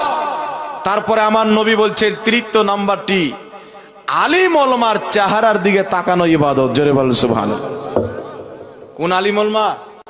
যারা মানুষকে হেদায়েতের পথ দেখায়, কোরআন হাদিসের নামে মানুষকে লড়াই না। এখন আমাদের মসজিদে লড়াই লাগিয়ে দিয়েছে, কবরস্থানে লড়াই লাগিয়ে দিয়েছে, আছে না নাই? কেউ হাত বাঁধছে এখানে, কেউ বাঁধছে এখানে, কেউ বাঁধছে এখানে। কিছুদিন পর দেখবেন কেউ ছেড়ে নামাজ পড়ছে, ও ফের বলবে ভাই কত জ্বালাতে পড়বো। কেউ এখানে মানছে, কেউ এখানে মানছে, আমি ছেড়েই পড়বো, আমি কোনো দিকই নাই। মসজিদে ঝামেলা আছে না নাই বাবা? জোরে বলেন। আজকের ইসলামের ইতিহাসকে পড়েন, বেশি নয়, মাত্র 50 বছর পূর্বে যান। এখানে অনেক বাবারা আছেন 50 বছর পূর্বের। জিজ্ঞাসা করেন, মসজিদে হোক, দোকানে হোক, বাড়ি ঘরে, যেখানে যে কোনো অনুষ্ঠানে হোক, মানুষ যখন দাঁড়িয়ে ইয়া নবী সালাম আলাইকা পাঠ করেছে, সবাই দাঁড়িয়ে মোহাব্বতের সহিত আওয়াজে আওয়াজ মিলিয়ে পড়েছে। এখন কিছু লোক আছে পালিয়ে যায়, কিছু লোক আছে মন খুলে পড়ে, কিছু লোক আছে শুধু দাঁড়ায় কিন্তু চুপচাপ থাকে, পড়ে না। মানে ও ডাউটে আছে যে এটা পড়লে যদি জাহান্নামে চলে যায়, বেচারা টেনশনে পড়ে আছে। তো কত কত জায়গাতে দ্বন্দ্ব আছে। কবরস্থানের মাটিতে চলে যান, জানাজার নামাজের পর এক মৌলভী সাহেব দোয়া করতে আরম্ভ করেছে, পিছন দিকে 10টা লোক গাঁজা খানেওয়ালা ফাতোয়া দিচ্ছে এটা বিদআত। দাফন করার পর কিছু লোক পালিয়ে যাচ্ছে, কিছু লোক কবরস্থানে থেকে যাচ্ছে দোয়া করার জন্য। তো আমাদের কবরস্থানে দ্বন্দ্ব কে লাগালো? আমাদের জানাজার মাঠে দ্বন্দ্ব কে লাগালো? আমাদের মসজিদে দ্বন্দ্ব কে লাগালো? এই দ্বন্দ্ব লাগানেওয়ালা কোন সাধারণ মানুষ না, এই দ্বন্দ্ব লাগানেওয়ালা হচ্ছে দাড়ি টুপিওয়ালা শয়তান, দাড়ি টুপিওয়ালা লোক। আর এগুলা হচ্ছে ইহুদিদের চক্রান্ত, ইসরায়েলের চক্রান্ত। আমেরিকা থেকে ফান্ডিং করা হয়, ইসরায়েল থেকে ফান্ডিং করা হয় আসল মুসলমানকে পথভ্রষ্ট করার জন্য, ফিতনা তৈরি করার জন্য, দলে দলে বিভক্ত করার জন্য একটি বহুত বড় চাল করা হয়েছে, বহুত বড় একটি পরিকল্পনা করা হয়েছে। আর বলা হয়েছে যারা মুসলমান আছে তাদের উপরে কুফরের ফতোয়া দাও, শিরকের ফতোয়া দাও, বিদআতের ফতোয়া দাও, আর তাদের মধ্যে ভয় ভরে তাদের মধ্যে কনভার্ট করে দাও, ভয় ভরে পরিবর্তন করে দাও। তার কারণে কিছু মানুষ বাপরে নাভির নিচে হাত বানা বিদআত, টান দেখি উপরে চলায়। কিছু লোক ফের বলছে যে আস্তে আমিন বলা বিদআত, জোরে আমিন বলো ইমাম সাহেব ওয়ালা দাল্লিন, মুক্তাদি দিলে আমিন। এরকম আছে না নাই বাবা? এই ঝগড়া আমাদের সমাজে আছে না নাই? এই ঝগড়া 50 বছর পূর্বে ছিল আপনাদের এলাকায়? জি 50 বছর পূর্বে ছিল? 150 বছর পূর্বে তো পুরো দুনিয়াতেই ছিল না। 150 বছর পূর্বে পুরো দুনিয়াতে ছিল না। আমার নবী বলেছেন আলিম ওলমার চেহারার দিকে তাকানো ইবাদত। কোন আলিম? যারা মানুষকে ফিতনার কথা বলবে না, মানুষকে আল্লাহ আল্লাহ রসুলের কথা শোনাবে। একটু জোরে বলতে হবে সুবহানাল্লাহ। তার কারণে বেরাদের ইসলাম, আলিম ওলমার সাথে সম্পর্ক রাখতে হবে, আর যেমন তেমন না, যোগ্য আলিমদের সাথে সম্পর্ক রাখতে হবে। মাসলা মাসাইল তাদেরকে জিজ্ঞাসা করতে হবে। এখন সারা জীবন রাজমিস্ত্রি করনেওয়ালা ইসলামের গুরু, সারা জীবন কম্পিউটার চালানেওয়ালা ইসলামের গুরু, বড় বড় মৌলবীকে নাম নিয়ে চ্যালেঞ্জ দেয়। যেই ব্যক্তি 10 বছর 15 বছর 20 বছর মাদ্রাসাতে পড়েছে, যেই ব্যক্তি শত শত কিতাব লেগেছে, একজন ব্যক্তি ঘরের কোনাতে বসে ওই রকম একটা আলিমকে চ্যালেঞ্জ দেয়। কিছুদিন পর আপনার গ্রামের একটা ছেলে এসে যদি আমাকে চ্যালেঞ্জ দেয়, এটা কিয়ামতের আলামত কি আলামত না বাবা? এটা জোরে বলেন, আলামত কি আলামত না? একটা মৌলবি তো আছে, আমি চাঁচলে গিয়েছিলাম, একটা কলকাতার গাধা মৌলবি বেরিয়েছে, কাঠমিস্ত্রি। এ আবার বলছে যে ইয়াসিন নাম রাখা চলবে না, জাহাঙ্গীর নাম রাখা চলবে না, শাহজাহান নাম রাখা চলবে না। জাহাঙ্গীর বাদশাহ শাহজাহান বাদশাহ ওকে জন্ম দিয়ে চলে গেল, আর আজকে ও বলছে ওদের নাম রাখাই চলবে না। তো হ্যাঁ, তো এইগুলো সব গাঁজাখোর মৌলবি, এদের ফতোয়া শুনবেন না। এরা ডাহা ফতোয়া দেয় আর দলিল কিছু দেয় না, ফতোয়া দেয় দলিল দেয় না। এ বলছে যদি মক্কা মদিনাতে ইয়া নবী সালাম আলাইকুম বলো তো তোমার পাছের চামড়া তুলে নিব। আমি যখন ইতিহাস পড়ি তো আজ থেকে 80 বছর পূর্বে মক্কা মদিনাতে 800 বছর পর্যন্ত মসজিদে নবীতে, মসজিদে আপনার কাবা ঘরে, জান্নাতুল বাকিতে সব জায়গাতে ইয়া নবী সালাম আলাইকুম হয়েছে। 800 বছর পর্যন্ত আরবে হয়েছে, তারপরে ভারতে এসে ভারতের মানুষ গেল এখানে ইয়া নবী সালাম আলাইকুম পড়া হয়, হজ করতে গেল, ওখানে পেলো, এসে এখানে প্রচার করলো। আর এ গাধা বলছে ওখানে পড়লে চামড়া তুলে দিত। আজকে তো ইহুদি বসে আছে, আজকে ওখানে কি করলে ইয়া নবী সালাম আলাইকুম পড়লে, নবীকে সালাম দিলে চামড়া তোলা হবে, কিন্তু মহিলাদেরকে ড্যান্স করান, পুরস্কার দেওয়া হবে। মোবাইল খুলেন, সৌদি আরবের রাজধানী রিয়াজ, রিয়াজের মাটিতে সালমান খান আর শিল্পা শেট্টি, আমাদের ভারতের নায়ক নায়িকাকে নিয়ে গিয়ে সারা রাত্রি ফিল্ম ঘর উদ্বোধন করা হলো, ড্যান্স করিয়ে। পড়েন, ইতিহাস পেপার আছে, আল কালাম পেপার আছে, আপনাদের বাঙালি পাওয়া যায়, বহুদিন পূর্বে ছেপেছিল। আর কাতার একটি জায়গা আছে আল জাজিরা, আল জাজিরা নামে একটি পেপার আছে, ওই পেপারের মধ্যে ছাপা হয়েছিল, আমার কাছে ভিডিও আছে। সৌদি আরবের সরকার বলছে আজকে থেকে সৌদি আরবে প্রকাশ্যে দারু বিক্রি করা হবে, কোনো রোকটোক নাই, বলে নাউজুবিল্লাহ। তাহলে সৌদি আরবে গিয়ে তুমি দারু বিক্রি করো, আমরা ইয়া নবী সালাম আলাইকুম পড়বো না, কি বলেন? জি, তাই কেউ যদি আমাকে বলে সৌদি আরবে ক্যাম হয় না, তো আমি বলছি বাবা সৌদি আরবে যদি ক্যাম না হয়, তাই তুমি যদি না করো, তাহলে সৌদি আরবে সালমান খান শিল্পা শেট্টিকে ড্যান্স করালছে, তুমি তোমার আব্বা মাকে ড্যান্স করাও। দলিল সৌদি আরব। আরে সৌদি আরব আজকে দেখেন না কোন অবস্থায় চলে গেছে। সৌদি আরবের মানুষের ইতিহাস যারা সৌদি আরবে থাকে তারা জানে, বেশিরভাগ মানুষ বিনা উজুতে নামাজ পড়ে। ফুটবল খেলছে মাঠে, হাফ প্যান্ট পরে আছে, ফুটবল খেলতে খেলতে নামাজের টাইম হয়ে গেল, না উজু না টুজু না মুখ ধোয়া, ডাইরেক্ট নামাজে দাঁড়িয়ে গেল, হাফ প্যান্ট পিনেই নামাজ পড়ে। একটা যুবক এসছে, দেখছি এখানে হাত বাঁধছে। কি ব্যাপারে ভাই? গল্প করতে করতে বলছে সৌদি আরবে দেখলাম মানুষের কিছু থাক না থাক নামাজটা আছে, ওরা ফুটবল খেলতে খেলতে হাফ প্যান্ট পরে নামাজে দাঁড়িয়ে যায়, আর আমাদের দিকে লোক নামাজ পড়ে না। দাজ্জাল কেন তুই বুঝলি কি ভাই? বোকা কোথাকার, হাফ প্যান্ট পরে ও নামাজে দাঁড়ালো না, নামাজের ইজ্জত খারাপ করলো। কি করলো বাবা? একটা লোক যদি একটা আপেল নিয়ে গিয়ে বাপের মুখে হাত সহ ভরে দেয়, তো আপেল খেলালো না, বাপের কিডনি ডাউন করে দিল। একটা আপেল নিয়ে গেলেন, বাপের মুখে আবার জবরদস্তি ভরে দিলেন, মরে না, আপনি ঝোঁককে ভরে দিলেন যেন তাড়াতাড়ি মরে যায়। তাহলে আপনি বাপকে আপেল খাওয়ালেন না, জান্নাতের টিকিট কেটে দিয়ে দিলেন, কোনটা করলেন? হাফ প্যান্ট পিড়ে নামাজ পড়লেন, নামাজ হলো না গুনাহ হলো? জোরে বলেন। বিনা উজুতে নামাজ পড়া গুনাহ না নাকি? হাফ প্যান্ট এটা হচ্ছে সাতরা আওরাত, সাতরা আওরাতকে লুকানো হচ্ছে ফরজ। ঘুটনা উদাম করে কাজ করা হারাম। মাঠের কাজ হোক, বাড়ির কাজ হোক, এই ঘুটঠাটা উদাম করা মুসলমানদের জন্য হারাম, যে কোনো অবস্থাতে হোক। বুঝতে পারছেন কথা আমার? তাহলে এই ঘুটনা উদাম করাই হারাম, তাহলে এটা উদাম করে যদি আপনি নামাজ পড়েন তাহলে হালাল হবে না হারাম হবে? বলছে সিগারেট খাচ্ছে, খেতে খেতে আজান হয়ে গেল, ফেলে দিল, নামাজে ঢুকে গেল কাবা ঘরে। তো এইরকম অনেক কাজ আছে। কাবা আছে সামনে, পাও করে এইভাবে বসে আছে কাবার সামনে, কাবার সামনে পাও করা আছে। আমাদের দেশের মুসলমানকে আল্লাহর ওলিরা আদব শিখিয়েছে, তারা কাবা যদি সামনে থাকে কোনোই মতে পাও সামনে করতে পারবে না। ও যদি হাদিসও পেয়ে নেই, নাউজুবিল্লাহ, একটা বুঝার জন্য বলছি, যে কাবার দিকে পাও করে পাও দিয়ে বসা জায়েজ আছে, কেউ যদি হাদিসও দিয়ে দেয় তবু আমাদের দিকের মুসলমান বসবে না। জায়েজ হলি যে করতে হবে, এটা কি অবশ্যই বাবা? জোরে বলেন। জায়েজ হলি করতে হবে। আরে কোন জিনিস যদি আমাদের দেশে আদব হয়, যেমন আমরা জানাবে মুহাম্মদ রাসূলুল্লাহ বলি, নবী পাককে জানাব শব্দ দিয়ে সম্বোধন করি, আমাদের ভারতে সবাই জানাব মানে সম্মানিত ব্যক্তি বুঝে কি বুঝে না? কিন্তু বাংলাদেশে যান, ওখানকার ওলামায়ে কেরাম ফতোয়া দেয় যে নবী পাককে জানাব বলা যাবে না। ওদের বাচ্চা বাচ্চাকে জানাব বলে, অমুক জামাক ধুমুক জামাক, মানে জামাত জানাব জামান জানাব বলে সম্বোধন করার কারণে এটাকে ওরা নবীর ক্ষেত্রে ব্যবহার করাকে বৈধ মনে করে না, একই শব্দ। কিন্তু পাও করা, আমার নবী বলেছেন গুরুজনের সামনে পাও করে বসিও না, বলেননি? আমার নবী আদব শিখায়নি? করে পায়ে পাও ঠেকে গেলে ওকে সালাম করো, ফুস করে দাও, যেন তোমার প্রতি নারাজ না হয়ে যায়। তাহলে কাবা তো সারা পৃথিবীর ঘরের মধ্যে সবচাইতে বেশি বুজরুগ, সব চাইতে বেশি সম্মানিত, তাই কাবা ঘরের সামনে পা করেও ঘুমানো যাবে না। আমি কুচবিহার চিনেন তো আপনারা?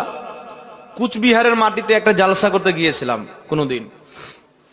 তো জালসাটা ছিল নবী দিবস উপলক্ষে। আপনাদের দিকে হয় নবী দিবস উপলক্ষে কিছু হয়? হ্যাঁ, মুসলমান আছেন আর যেই দিন নবী এসেছেন ওই দিন একটু আনন্দ হবে না, এটা হতেই পারে না। তো নবী দিবসের জালসাতে গেলাম, তো ওখানে দু একজন লোক আমাকে ধরে বললেন যে নবী দিবসে জালসা করা বিদআত। কেন? বলছেন নবী দিবস উপলক্ষে জালসা, মিলাদুন নবীর জালসা, এটা নবী পাক করেননি, সাহাবী করেননি। তা আমি বললাম আপনি যেই কায়দা দিয়ে আমাকে বিদাতি প্রমাণ করতে চান, আপনি তো আগেই বিদাতি হয়ে গেছেন। বলছে কেন? আমি বললাম যে আপনাদের মাদ্রাসার উন্নতি গল্পে জালসা হয়? হ্যাঁ, প্রত্যেক বছর হয়। আমি নবী করেছিলেন, সাহাবী করেছিলেন, একটা হাদিস দেন দেখি। চুপ। মিলাদুন নবীর জালসাতে কি হয় বাবা? গান বাজনা হয়। উপলক্ষ যেটাই হতো হোক না কেন, উদ্দেশ্যটা দেখতে হবে, যেখানে গান বাজনা হবে না, আল্লাহ আল্লাহ রসুলেরই কথা হবে। যদি আল্লাহ নবীর কথা হয় তো ঈদ মিলাদুন নবী রাখলেও যায়, সিরাতুন নবী রাখলেও যায়। বলেন সুবহানাল্লাহ। যেমন লামাযহাবীরা বেশি ফেফড়ায়, সবচাইতে 12 রবিউল আউয়াল আসবে তো অনেক মৌলবীকে মরিচ লেগে যায়, সব বিষয় বাদ, এদের গ্রুপ আছে, সব ছাড়ো, এটাই নিয়ে সবাই বলো, এটাই নিয়ে সবাই বলো। কেন? নবী দিবস পালন করা বিদআত, নবী দিবস পালন করা হারাম। কেন? নবী করেননি, সাহাবী করেননি। তো লামাযহাবীদের রোজার আগে আমার কাছে আছে, আগামী 12 রবিউল আউয়াল ইনশাআল্লাহ পোস্টমর্টম হবে। আমার কাছে পোস্টার আছে লামাযহাবীদের, আপনার জলঙ্গির ব্রাদার রাহুল সহ ঢাকাতে একটা তারা সম্মেলন করেছে। নাম কি দিয়েছে জানেন? নাম দিয়েছে সালাফি কনফারেন্স। কি নাম? সালাফি কনফারেন্স। ঢাকার মাটিতে আমার কিয়ামতের সকাল পর্যন্ত চ্যালেঞ্জ থাকলো, সহিহ হাদিস লাগবে না, যঈফ হাদিস লাগবে না, হাসান হাদিস লাগবে না, কেউ যদি একটা জাল হাদিস দিতে পারে, একটা বাজে কথাই যদি দেখিয়ে দিতে পারে যে আমার নবী কোনদিন সালাফি কনফারেন্স করেছেন, 10 লক্ষ টাকা পুরস্কার দেওয়া হবে। পারবে বাবা? পারবে? এ সালাফির নামের লোক তো কালকে জন্ম নিল। এ তো 150 বছর পূর্বে তো এদের না কোনো মসজিদ আছে, না মাদ্রাসা আছে, না কোনো লেখা কিতাব আছে। তাহলে এই লোকটা দেখাইতে পারবে? তো যেই যুক্তি দিয়ে তোমার সালাফি কনফারেন্সকে জায়েজ করবে, ওই একই যুক্তিতে মিলাদুন নবীও জায়েজ। বলেন সুবহানাল্লাহ। কিন্তু আলহামদুলিল্লাহ মিলাদুন নবীর দলিল আছে। ইমাম জালালউদ্দিন সিয়ুতি আল হাবিলিল ফাতাওয়াতে বলেছেন নবী দিবস পালন করা জায়েজ। ইমাম জাওজি রাহমাতুল্লাহ আলাইহি বলেছেন নবী দিবস পালন করা জায়েজ। ইমাম সিয়ুতি রাহমাতুল্লাহ আলাইহি হুসনুল মাকসাদ ফি আমালিল মাউলিদ কিতাবের মধ্যে বলেছেন নবী দিবস পালন করা জায়েজ। জগৎ বিখ্যাত ইমাম লা মাযহাবিরা যিনাকে শাইখুল হাদিস বলেন ইমাম ইবনে হাজার আসকালানী রাহমাতুল্লাহ আলাইহি বলেছেন আমি নবী দিবসের দলিল কুরআন পাকেও পেয়েছি, হাদিস শরীফেও পেয়েছি। বলেন সুবহানাল্লাহ। একটা না দুটা না, আমার জানা মতে 420 জন ইমামের ফতোয়া আছে নবী দিবস পালন করা যায়। তাফসিরে রুহুল বায়ানে লেখা আছে। আর খাস করে আহলে হাদিসদের ইমাম ইবনে তাহমিয়া নিজের কিতাব ইখতিদাউল সিরাতিল মুস্তাকিমের মধ্যে লিখেছেন যারা নবী দিবসে আনন্দিত হয়ে জালসা করে, ভালো খাদ্যের ব্যবস্থা করে, অর্থাৎ ভালো কাজের মাধ্যমে নবীকে এই দিনে পেয়েছি বলে আল্লাহর শুকরিয়া আদায় করার মাহফিল করে, তারা অবশ্যই নেকি পাবে। কারণ এটা তারা দুনিয়ার জন্য করে না, নবীর মুহাব্বতের জন্য করে। বলেন সুবহানাল্লাহ। নামাজ হয়ে যাবে কিন্তু আদবের খেলাফ হবে। নামাজটা হয়ে যাবে কিন্তু আদবের খেলাফ হবে। ফুল হাত পরে নামাজ পড়বে। আল্লাহ পাক বলেছেন খুযু যিনাতাকুম ইনদা কুল্লি মসজিদ, তোমরা পরিপূর্ণ সাজে মসজিদে এসো। পরিপূর্ণ সাজে মসজিদে এসো। তো হাফ গাঞ্জি পরে কেউ নামাজ পড়ে নামাজটা হয়ে যাবে বাবা, আদবের খেলাফ হবে। তাই ফুল হাতে জামা পরে নামাজ পড়বেন, পরিপূর্ণ নামাজ হবে, পরিপূর্ণ নেকি পাবেন। আর খালি মাথায় নামাজ অনেক কেউ পড়ে, খালি মাথায় নামাজ পড়বেন না। টুপিকে সুন্নাত না মনে করে খালি মাথায় নামাজ পড়া হচ্ছে নাজায়েজ এবং বিদআত। আর টুপি জেনে শুনে না লওয়া, যে দিলি কি আর না দিলে কি, তাহলে এটা হচ্ছে মাকরু। এটা কি মাকরু, জেনে শুনে নেবেন না, মাকরু তাহরিমি হবে, মানে হারামের অন্তর্ভুক্ত, বড় গুনাহ হবে। সুন্নাত না মনে করা, ভুলে গেল কেউ, ঝোঁককে দাঁড়িয়ে গেল গিয়ে, তাহলে মাকরুরে তানজিহি হবে, ছোট মোটো ব্যাপার হবে, কিন্তু নামাজটা হয়ে যাবে অপছন্দনীয়। ধ্যান রাখতে হবে। তাই খালি মাথায় নামাজ পড়েন না। অনেক মৌলবি ফাতোয়া দিচ্ছে না যে টুপি এটা হচ্ছে ইসলামিক লেবাস, সুন্নাত না। তোমরা খালি মাথায় নামাজ পড়ো, কোনো অসুবিধা নাই। চায়ের দোকানে বসে আছে মাথায় টুপি, বাজার আছে মাথায় টুপি, বাড়িতে আসছে মাথায় টুপি, মসজিদে যখন ঢুকছে তো টুপি নাই। এর মানে কি, এরা কে? তাই বেরাদ ইসলাম খবরদার এই কাজ করবেন না। আমার নবী সবসময় টুপি মাথায় দিয়ে থেকেছেন, পাগড়ি মাথায় দিয়েছেন। এটা আমার নবীর সুন্নাত হলো না? আমার নবী পোশাকের সুন্নাত তরিকা আমাদেরকে দেয়নি? অবশ্যই নবীর সুন্নাত। তাই নামাজের মধ্যে যদি আপনি নবীর সুন্নাতকে জবাই করে ফেলে দেন, তাহলে আপনার চাইতে দুর্ভাগ্য আর কার হতে পারে? তার কারণে মাথায় টুপি দিয়ে নামাজ পড়বেন। একজন মুসলমানের টুপি যদি মাথায় না থাকে, পঞ্জাবি আছে, জুব্বা আছে, টুপি নাই, আমি যখন পাগড়িটা খুলে নি, তাহলে পরিপূর্ণ সাজ হবে বাবা? পরিপূর্ণ সাজ হবে না। আল্লাহ বলেছেন খুযু যিনাতাকুম ইনদা কুল্লি মসজিদ, তোমরা পরিপূর্ণ সাজে মসজিদে এসো। তাই ইমাম শাফি বলেছেন খালি মাথায় নামাজ পড়া নাজায়েজ। ইমাম মালিক বলেছেন খালি মাথায় নামাজ পড়া বিদআত। তার কারণে আমাদের কর্তব্য আমরা যেন টুপি মাথায় দিয়ে নামাজ পড়ি। কাশফুল গুম্মা কিতাবের প্রথম খণ্ড 85 নম্বর পৃষ্ঠার মধ্যে আছে, নবী পাক সাল্লাল্লাহু আলাইহি সাল্লাম বলেছেন যে তোমরা খালি মাথায় নামাজ পড়িও না, টুপি অথবা পাগড়ি পরে নামাজ পড়তে আমাদের নবী আদেশ দিয়েছেন। তাহলে নবীর আদেশ মানবো কি মানবো না ভাই? জোরে বলেন। নবী বলেছেন তোমরা টুপি অথবা পাগড়ি মাথায় দিয়ে নামাজ পড়ো, তাহলে নবী পাকের আদেশ মানতে হবে। মৌলবি যদি বলে টুপি না হলেও চলবে, তার কথা মানা যাবে না। আল্লাহ বুঝার তৌফিক দান করুক। যাই হোক ব্রাদার ইসলাম, আমি আয়াতে কারিমা তেলাওয়াত করেছিলাম ইন্না দীনা ইনদাল্লাহিল ইসলাম, নিশ্চয় আল্লাহর নিকটে একমাত্র ধর্ম হচ্ছে ইসলাম। ইসলাম মানে শান্তি। এই ইসলামকে আঁকড়ে ধরে রাখবেন। আর আহলে সুন্নাত ওয়াল জামাত, হানাফি সুন্নি জামাতে আপনারা কায়েম থাকবেন। এটা আদবওয়ালা জামাত, আকীদাওয়ালা জামাত।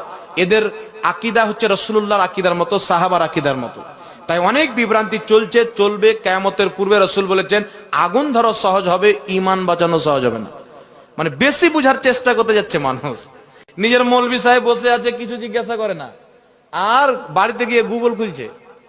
একটা গ্রামে মৌলবি সাহেব, ইমাম সাহেব আছে, ফতোয়া দিচ্ছে যে নামাজে বসে আছেন তো এইভাবে বসতে হবে, এইভাবে দাঁড়াতে হবে। ও বলছে না, পায়ে পা চাপিয়ে দাঁড়াতে হবে। মৌলবি সাহেব হাদিস দেখিয়ে দিল যে নবী বলেছেন পায়ে পা মিলিয়ে কাতার সোজা করে দাঁড়াও, চাপিয়ে না। মিলা আলাদা, চাপা আলাদা। হ্যাঁ, এটা নবী বলেছেন ঘাড়ে ঘাড় সাটিয়ে, কাঁধাতে কাঁধা সাটিয়ে নামাজ পড়ো। পায়ে পা সাটা যাবে না। হ্যাঁ, পায়ে পায়ে সমতুল্য রাখতে হবে। আর এতটুকু সাটাইতে হবে যেন কাতারটা আমাদের সোজা হয়ে যায়। বুঝতে পেরেছেন কথাটা? কিন্তু চাপাইতে হবে না বাবা। মানুষের পায়ে পা চাপাটা বেয়াদবি, যেমন নামাজের বাইরে বেয়াদবি, নামাজের ভিতরে বেয়াদবি। কাউকে যদি নামাজের বাইরের সম্বন্ধী বলে গালি দেন, নামাজের ভিতরে দেন, তো বাইরে যাই ভিতরে গিয়ে নাজায়েজ হয়ে যাবে নাকি বলেন? যেটা নাজায়েজ সব জায়গাতে নাজায়েজ নাকি? তো আপনি যদি একটা বড় মানুষ আছে ওর পায়ে পা চাপিয়ে দেন, বেয়াদবি হবে কি হবে না? আমার নবী কেন বলেন পায়ে পা ঠেকে গেলে সালাম দিল, চাপিয়ে গেলে তো 3 বার সালাম লাগবে নাকি বলেন? তার কারণে নামাজের মধ্যে পায়ে পা চাপানো যায়। হ্যাঁ, পায়ে পা মিলিয়ে সাঁটিয়ে দাঁড়াবেন, ঘাড়ে ঘাড় মিলিয়ে দাঁড়াবেন, মাঝখানে ফাঁকা রাখবে না।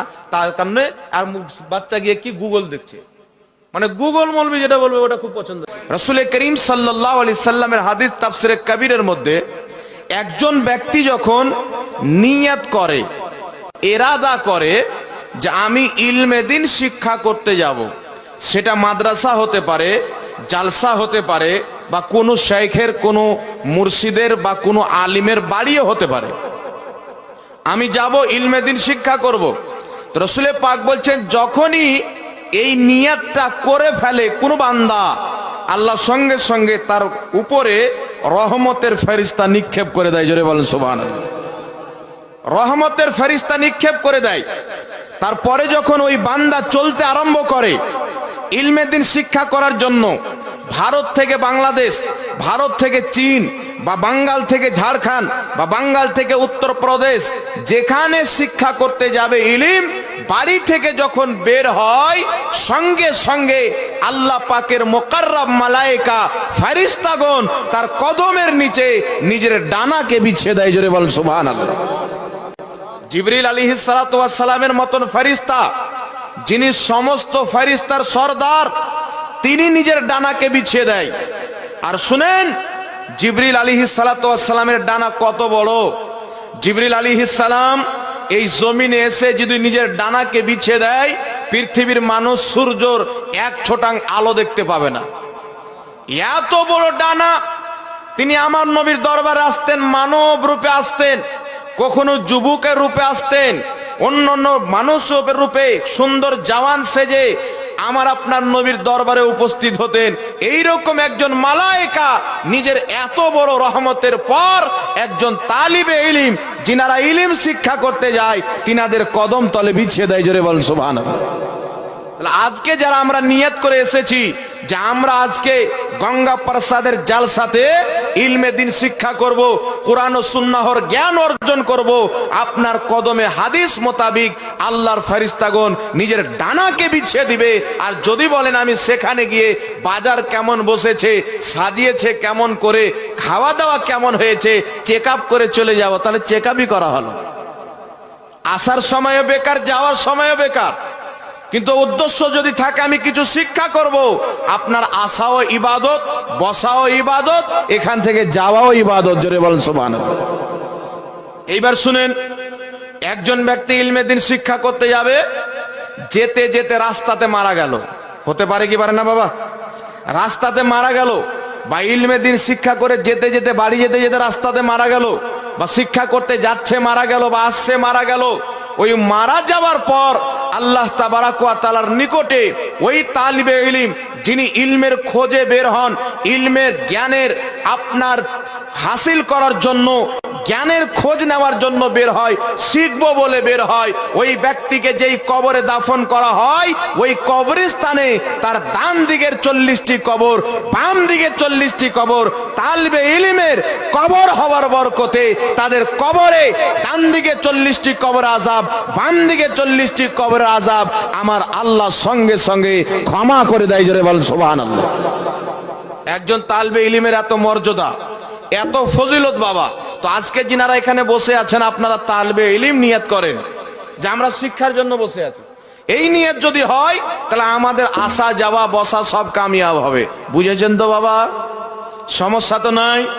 এইবার চলে আসেন, এই গ্রামের লোক ভালোভাবে দেখে যাচাই বাছাই করে ভালো ভালো উলামায়ে কেরামকে নিয়ে এসেছেন যে কাদের দ্বারা মানুষ বেশি উপকৃত হবে, না কি বলেন?